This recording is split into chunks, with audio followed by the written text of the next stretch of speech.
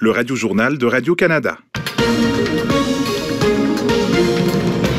Le mouvement de contestation contre les mesures d'austérité se poursuit au Québec autour des organismes communautaires de faire la grève.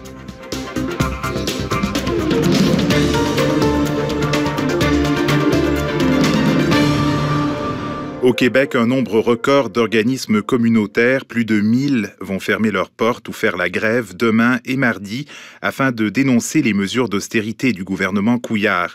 Les porte-paroles de ce mouvement de mobilisation sans précédent ont rencontré les médias ce matin à Montréal et David Savoie y était. David, comment les organismes expliquent cette action qui pourrait pénaliser leur clientèle?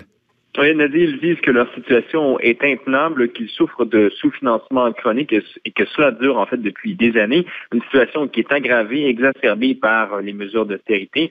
Demain donc, ce seront près de 1300 groupes dans toute la province qui vont fermer leurs portes pour 2 jours. Un mouvement jamais vu dans le domaine communautaire, nous dit-on. Les groupes disent qu'après des années de mobilisation, ils n'ont pas été entendus. Ils prévoient donc de nombreuses actions. Demain, des manifestations du pitage notamment. Je vous fais entendre Hugo Valiquette de la campagne « Je tiens à ma communauté, je soutiens le communautaire ».